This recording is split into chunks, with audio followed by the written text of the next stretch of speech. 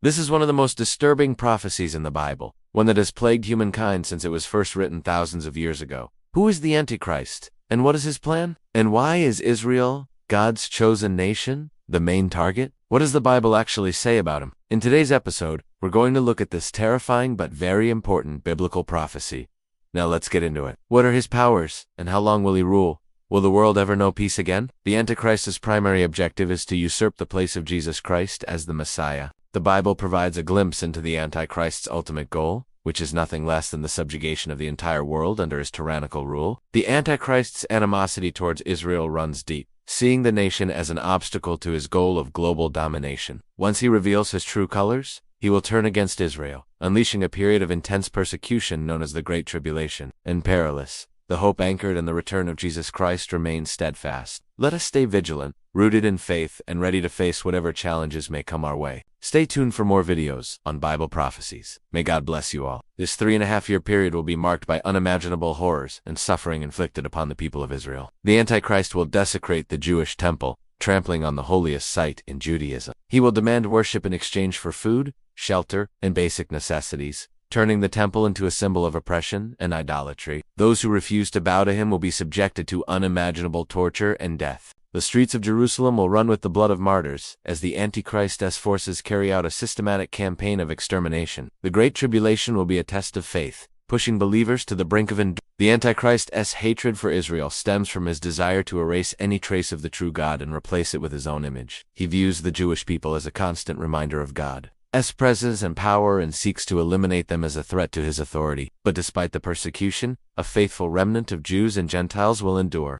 Protected by divine intervention, they will emerge as beacons of hope in a time of darkness. His rise to power will be marked by a series of deceptions and alliances, culminating in a global dominion that knows no bounds. The story of the Antichrist does not have a happy ending. His reign of terror and deception will eventually come to an abrupt halt in the most dramatic fashion imaginable. In the book of Revelation, chapter 19 verse 11, it is foretold that Jesus Christ will return to Mount Zion, which is synonymous with Jerusalem, to defeat the Antichrist and bring about his final demise. The Bible describes this event as the Battle of Armageddon, a confrontation between the forces of good and evil that will determine the fate of the world. During this battle, the Antichrist will be unmasked as the orchestrator of global deception, revealing the true extent of his nefarious schemes. His time and power will come crashing down, bringing an end to his reign of terror and ushering in a new era of hope and restoration. The return of Jesus Christ will be a moment of triumph over evil, marking the beginning of a 1,000-year period of peace and justice known as the Millennium. During this time, the righteous will reign alongside Christ,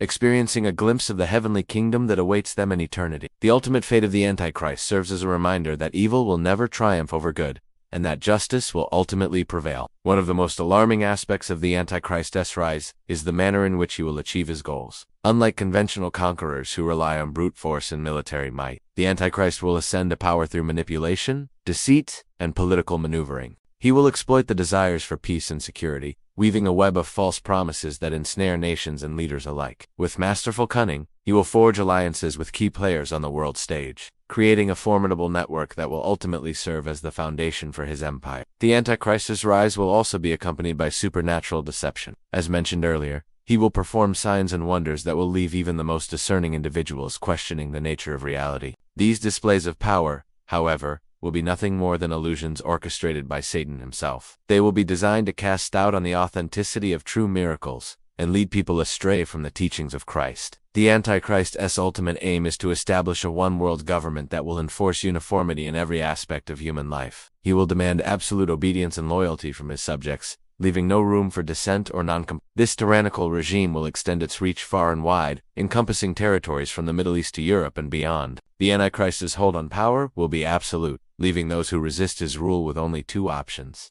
submit or perish. He seeks to convince the world that he is the Savior prophesied in the Old Testament, leading people away from the true God and towards a path of destruction. The peak of his deception will come when he enters the third Jewish temple, which some believe will be rebuilt before the tribulation period, and declares himself to be God. This act will be a blasphemous usurpation of divine authority, marking a decisive break with the true faith and a complete embrace of Satan's deception. To support his claim and further deceive the masses, the Antichrist will perform astonishing miracles, including raising the dead, healing the sick, and even causing fire to come down from heaven. These supernatural displays of power will be intended to convince even the most skeptical that he possesses divine abilities. Ultimately, the Antichrist aims to establish a new world order centered around him as the supreme leader and lawgiver. Through this deception, he seeks to dominate the hearts and minds of billions, plunging humanity into a period of darkness and apostasy. The Bible offers a glimpse into the tactics and strategies employed by the Antichrist as he ascends to power. In the book of Daniel, Chapter 9 verse 27, it is foretold that the Antichrist will confirm a covenant with many for 1 week, but halfway through this covenant, he will bring an end to sacrifice and offering. This passage provides a timeline for the Antichrist's reign and hints at his ultimate goal. For 1 week, which is equal to 7 years, he will appear as a champion of peace. But in the middle of his term, he will reveal his true intentions. During these 7 years, the Antichrist will enjoy unprecedented support and power. He will be recognized as the leader of a vast global empire, controlling nations that stretch from the Mediterranean Sea to the ends of the earth. This dominion will include regions such as the Middle East, Africa, and Europe. One of the most shocking aspects of the Antichrist's rise is his ability to deceive even the most discerning individuals. In Matthew chapter 24, verse 24, Jesus warns that false Christs and false prophets will arise, performing great signs and wonders to deceive, if possible, even the elect. This passage highlights the extent of the Antichrist's deceptive powers, suggesting that he will employ miraculous acts to mislead even the most faithful followers of Christ. The elect, referring to those chosen by God, will be susceptible to his illusions, underscoring the pervasiveness of his influence. Hey guys, welcome back to another episode. First, let's examine the identity of the Antichrist and his rise to power. So who exactly is the Antichrist? Where did he come from? To understand this enigmatic figure, we must delve into the depths of biblical revelation. The term Antichrist is derived from the Greek words anti, meaning against, and Christos, referring to Christ. Thus, the Antichrist is literally the one who is against Christ, but his influence goes beyond mere opposition. The Antichrist is described as the son of perdition, a term that indicates his ultimate origin and destiny. This enigmatic character is portrayed as a master deceiver, a skilled manipulator, who can transform himself into an angel of light. He embodies deception and evil, operating in a manner that is subtle, insidious, and deeply deceptive. The Bible reveals that he will emerge on the world stage as a charismatic leader, claiming to bring peace and unity among nations. The Bible predicts that the Antichrist will broker a 7-year peace covenant with Israel, a nation that has been historically targeted by those who oppose God. This covenant will initially be seen as a beacon of hope,